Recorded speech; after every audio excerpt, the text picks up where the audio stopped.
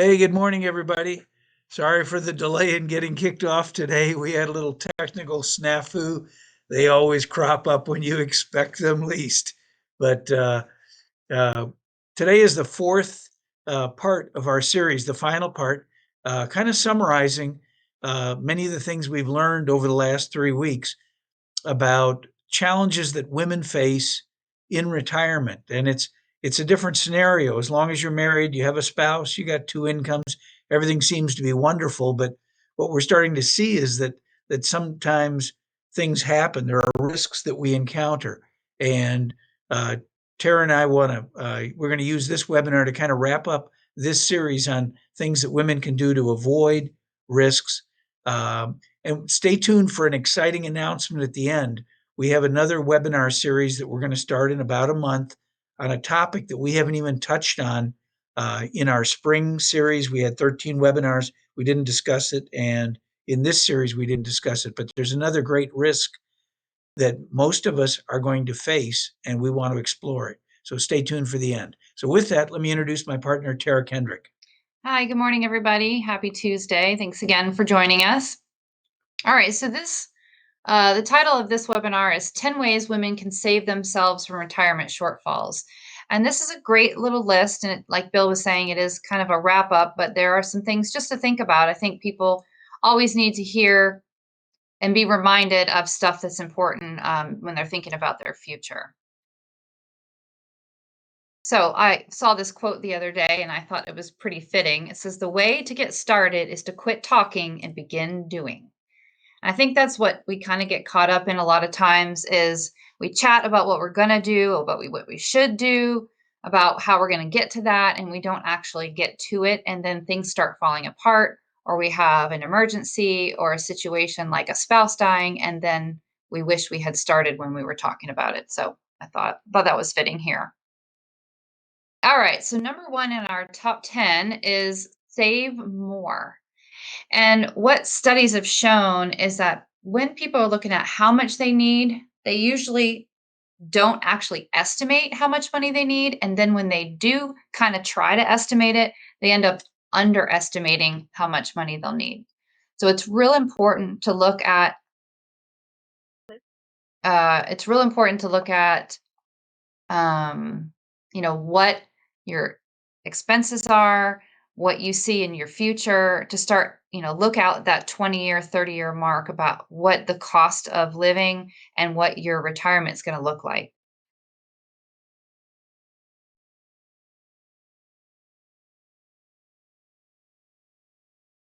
All right. So, how do you save more? Well, here's a couple ideas. One is make sure you include savings as part of your budget. You want to make sure in your budget while you're working that you're sticking money away for that rainy day or for that rainy day of retirement. Make sure that if you have a retirement plan, that you are at a minimum matching what your employer offers, but I would say max out whatever the max they're allowing you to contribute to that plan. The other thing is to diversify. Don't stick all your eggs in one basket. Don't have all your money in CDs or bonds or the market. Look at a diversification of your finances so you don't risk losing a significant amount of money. And then the other piece is to consider life insurance is a great place to grow and save your money tax free. And I think a lot of people don't realize what a great investment that can be. And we've been doing a lot more of that, looking at plans and how we can use life insurance to create tax free income in someone's future. Now, when you're looking at a budget, what should you include? Well, of course, we have housing. People kind of tend to forget that they're going to have Medicare premiums and healthcare premiums when they retire. So you want to make sure you add those in because they can be different than what you're paying for group health. You also want to think how much you're going to be paying in taxes or what tax bracket you'll be in based on your retirement income. Food, emergencies, of course, you always want to have an emergency bucket. And then don't forget about fun. We got to have some fun when we retire. We need to think about how much we want to spend for entertainment, for travel, and then grandkids. I think a lot of people don't kind of forget that they'd like to give a little to the grandkids here and there, buy them gifts and stuff, but you also want to be careful to not get trapped in giving them too much. Because we've seen situations where it's like, oh, I wanted to help my son out. Oh, I bought him a car. Oh, I'm paying for his, car insurance, or my grandkids, want to go on a trip or start a new business. And those are all fine and good things. But remember that they can make money. You're on a fixed income at some point, and you're going to have a fixed amount of assets to live on. So just be careful when you do that. And lastly, leaving a legacy. And your legacy doesn't have to be financial. It's like, how do you want to finish? Do you want to finish well? What kind of things can you do to serve and help others? And that's an easy way to do that. And it doesn't have to always be a financial legacy. All right, number two, and we've touched on this in every single webinar, is that women live longer. So you need to expect that you're going to live longer. And a lot of people don't realize that they're going to live longer than they expect. So even women may think, oh, my mother died in her 80s. I'm going to die in my 80s. Well, in today's society, gosh, I mean, there's so many different medical technologies that are keeping people alive longer. I mean, when my parents were living and they had pensions, it's because they thought, hey, you're going to retire at 55, 60, and 5 years later, you're going to die. And now people are living into their 90s and 100s. So when you are planning, you want to plan your finances out to 100, because you never know, you might just get there.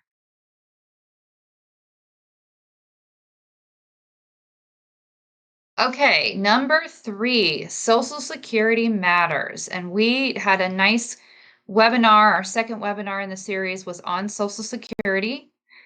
And people kind of underestimate the value of Social Security. And actually, it's one of the most important sources of income. Now, you don't want to rely on it as being your only source of income, but it's one of the only sources of income that increases with the cost of living. So it is probably one of the only sources of income that's going to grow over time and hopefully somewhat keep up with inflation.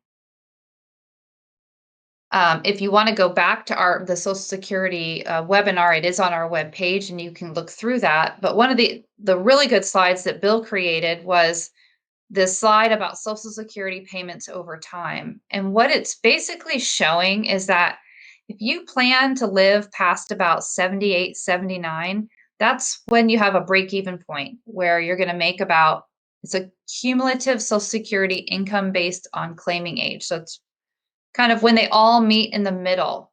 But if you look at the age 70 line, you're going to significantly see a greater payout over time than if you were to take money out at age 62.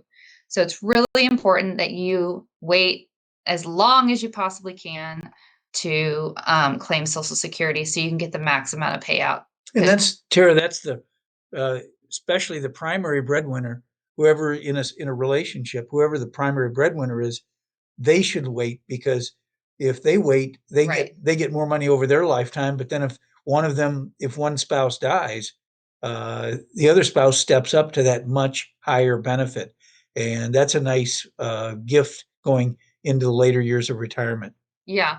And we talked about that. It's a really good conversation to have now so that you guys can plan as a couple for your future when one spouse dies.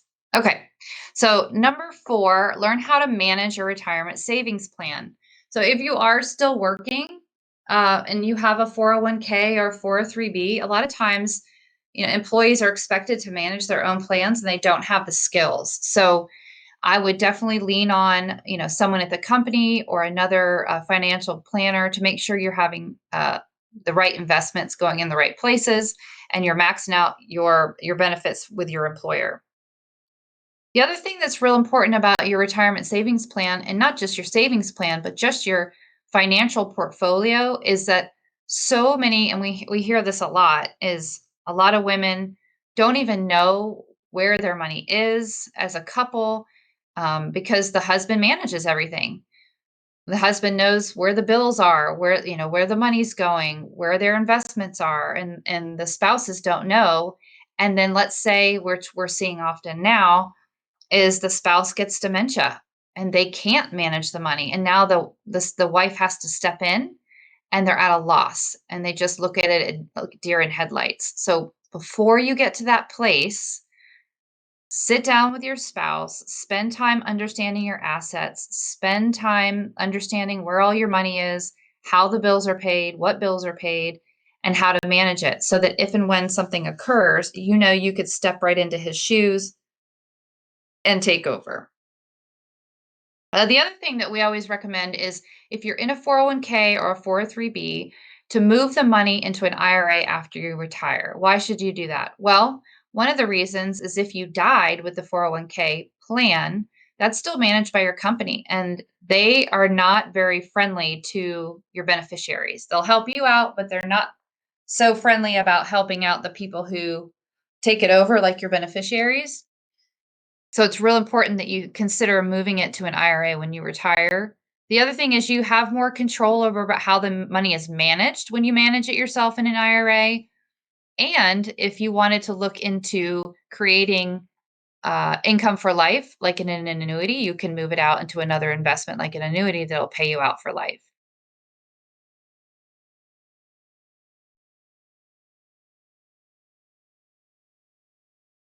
All right. Number five, this is a simple one. Look for good advice. Too many people will decide to just ask friends, ask family for advice, and they don't seek a qualified professional. And it's real important that not only seek a qualified professional, seek two or three out and in different areas. Someone who's a money manager, someone that works for more, um, you know, asset protection, or someone who wants to do something that's very conservative. I mean, you just need to think about it's kind of like getting a second opinion for, a knee replacement or some sort of surgery. You want to get one or two different viewpoints, and it's real important to get a qualified professional just instead of asking mom or dad. And Tara, to add to that, sometimes you can have a blend. We tend to think of ourselves as safe money managers versus a traditional financial advisor that maybe just focuses on growth in the stock market. But you can have a blend in your plan. You can build a foundation where you have some guaranteed income, where you have some safe investments. That's your bedrock. And then with the other money, you can play the market. And that kind of gives you the freedom to take on some risk because even if the market, let's say, takes a 20, 30, 40% correction, which it does every 5 or 6 years, 10 years, uh, that your core investments, the ones you're living off of, are not affected. And that means you can allow risk oriented investments, they can shrink, but then you give them the time to grow back. And so I think a blend of different kinds of expertise. Risk oriented, that's great, but also having some conservative or some safe money options. You put the two together and you have the best of both worlds. Yeah, I really like that.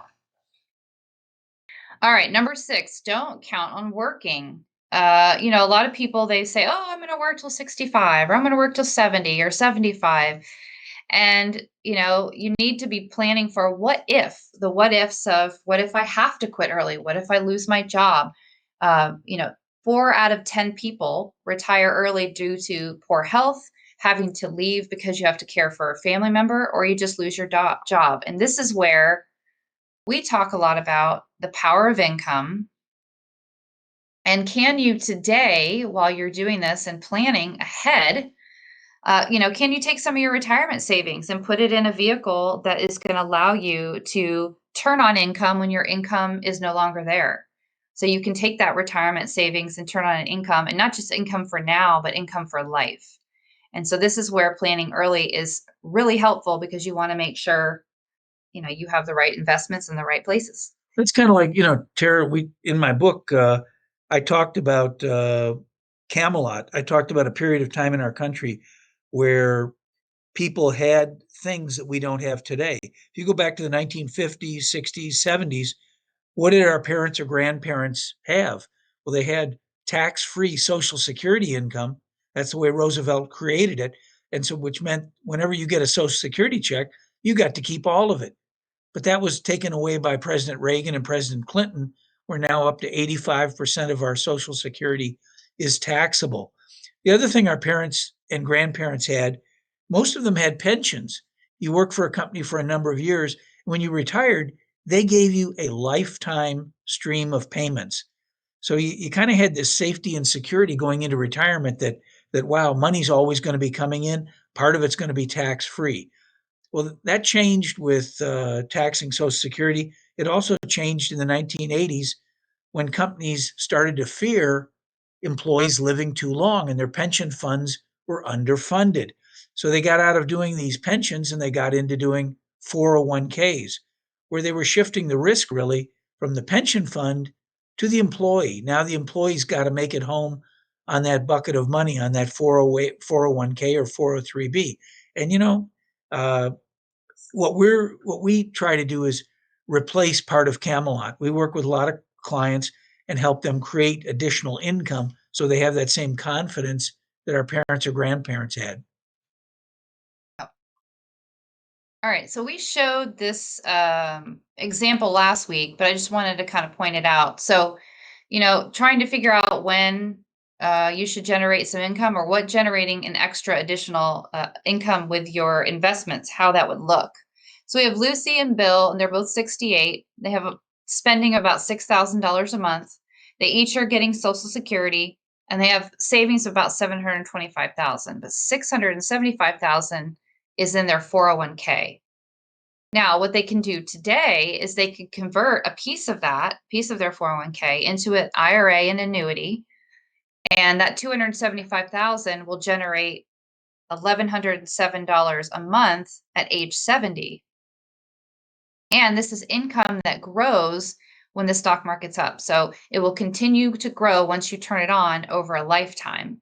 And here's the difference. So you can see at the top, if Lucy and Bill are both alive, Bill is at age 70 and they do nothing with their investments. When they get to age 100, they're going to have about $345,000 remaining. But if they chose at age 70 to turn on that income, that additional income, there's a $241,000 surplus of funds that they'll be receiving over that 100 years. So it really makes a difference because now with that extra income, they're able to pay their bills, enjoy their life, and then any excess money they have, they can stuff it away into other investments and stay solvent. So it's just real important to consider, having that security of being able to turn on that additional income that we once had with pensions, but now we don't. So we're able to use some of our investments to create a lifetime income that grows over time.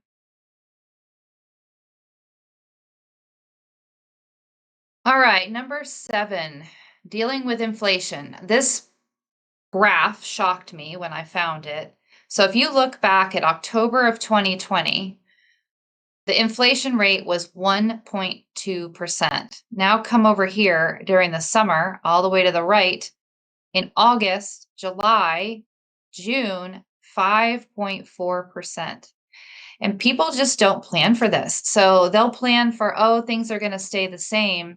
But what are you going to do when inflation occurs? And we're already starting to feel this pinch. I mean, think about it. Just think about how much you paid for your first car. How much did you pay for your first car, Bill? What was it? 67 Volkswagen. I think I paid $1,700. And then how much did you pay for your Prius a month ago? I just bought a new Prius. I love the car, but it cost almost $40,000. And they're both economy cars. Yeah, the Prius has some driver assist and some wonderful features. It gets better mileage, but that's a lot of inflation. What does a loaf of bread cost today? What will it cost in 10 years or 15 years? It's going to cost more. And I think this inflation thing is something that's been hidden for the last 10, 15 years as we've moved manufacturing to cheaper and cheaper labor sources, China, then to Vietnam, maybe to Bangladesh, I don't know, wherever. They keep driving down the price of labor, trying to offer, cost effective products. But we're running out of places to go to get cheaper labor. And you look at China, China's population they want to earn more. They want to live the good life just like we do.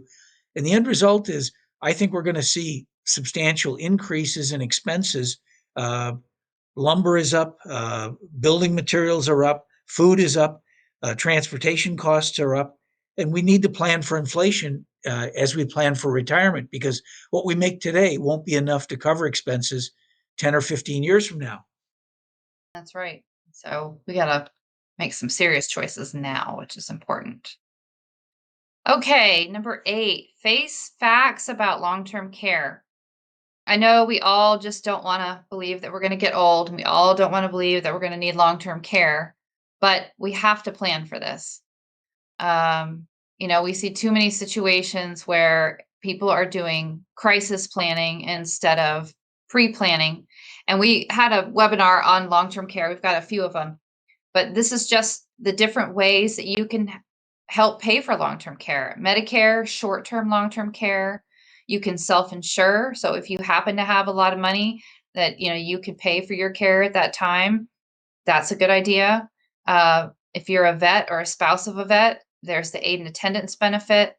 There's long-term care insurance, but it's getting really expensive and you buy it with your health. So the earlier you get it, the better. There are income products that you can use, whether they're, you know, life insurance that has a death benefit acceleration. There's annuities that will pay double the income. And then Medicaid is the kind of the great safety net.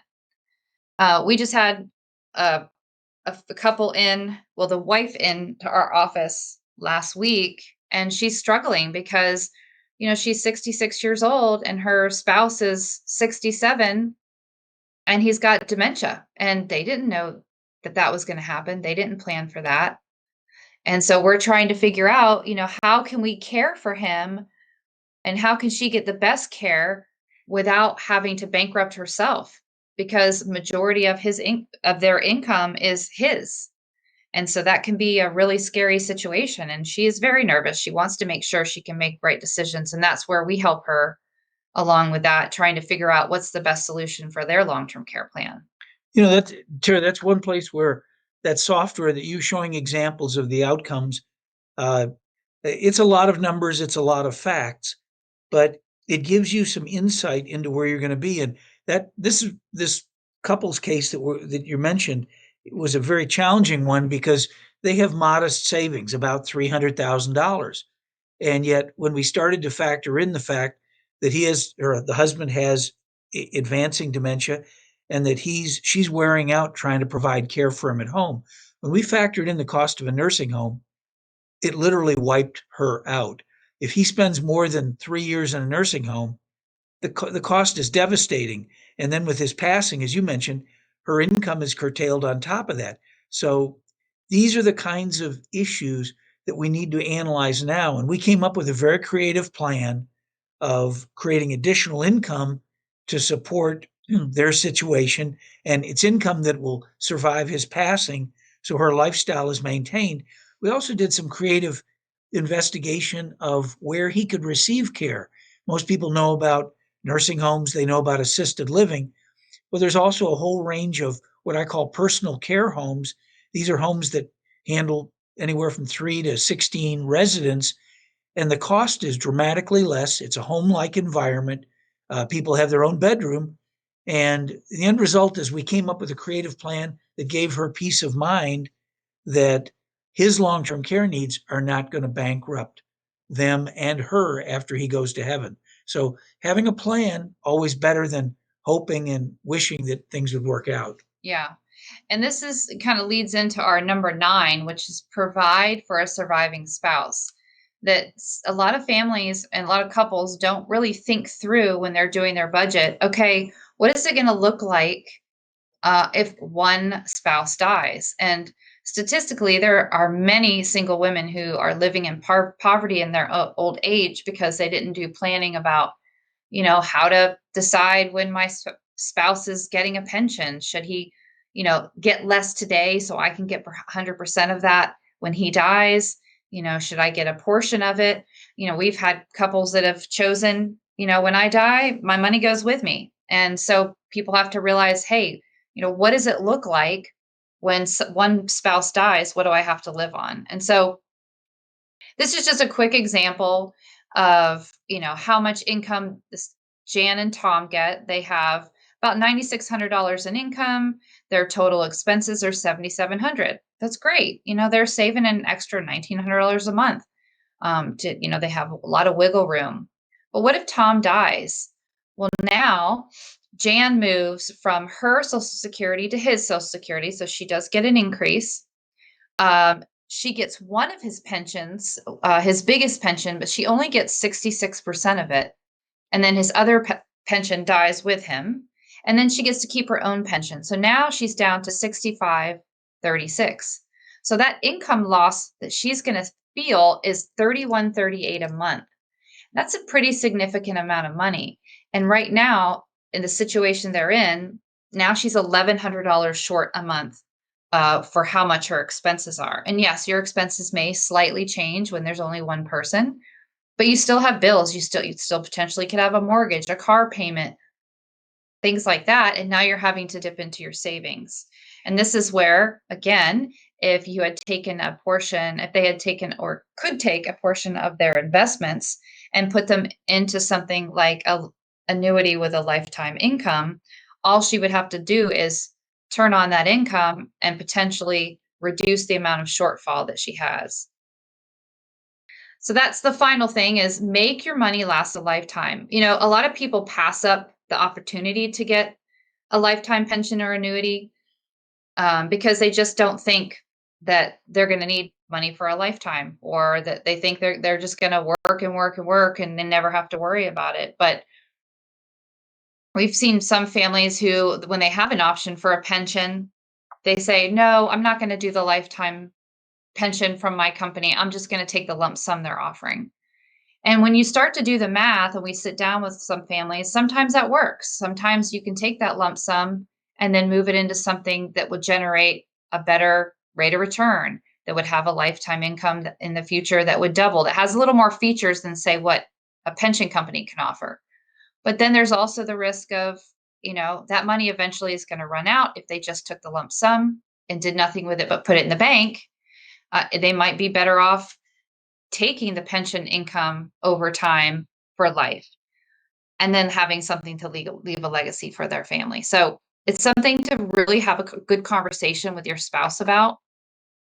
And just remember that IRA or that 401k can quickly turn into a 201k and a 001k.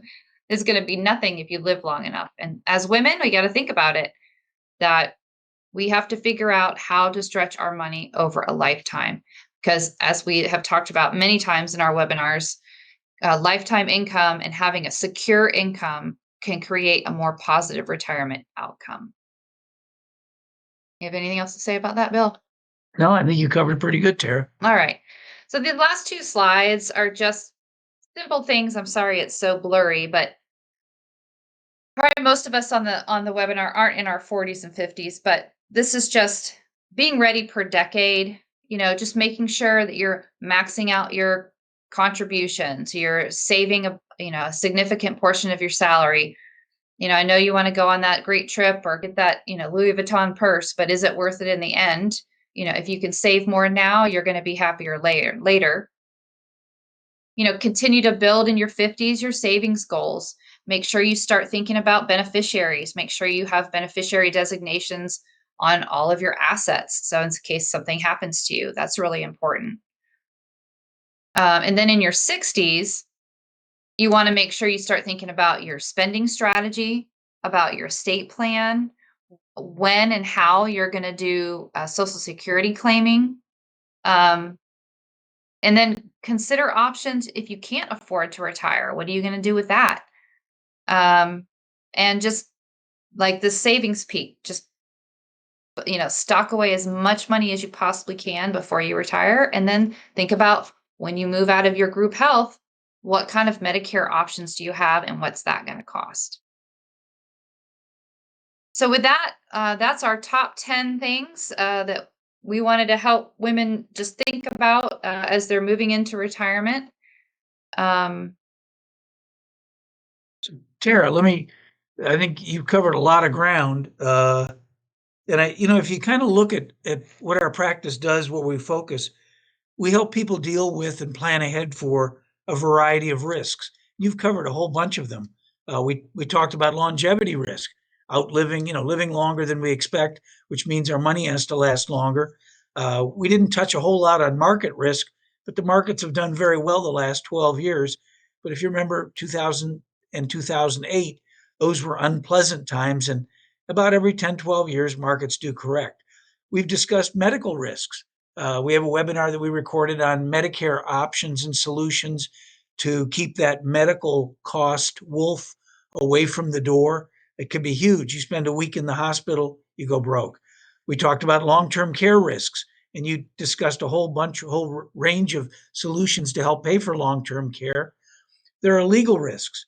By not having the right legal documents, our heirs either incur additional legal expenses or they go through process like probate where there's additional costs. And you also touched on inflation risks. And these are all very real risks that we face. Well, we're working on, just to let everybody know, we're working on another webinar series that's going to deal with another risk that we haven't touched on at all.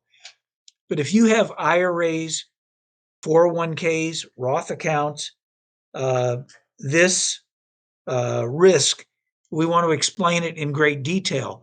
And it applies to all of us. Anyone that is saved for retirement using IRAs, 401ks, Roth accounts are all going to be in the crosshairs of another great risk that is unfolding. So monitor email. We'll send you announcements and tell you when this next series of webinars is going to occur.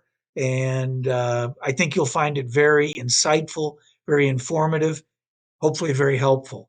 With that, Tara, that's all I've got. Yes, me too. So thank you so much for listening today. And that's the last of our series. And we look forward to seeing you again in our new series coming up in a month. Have a great week. Bye-bye.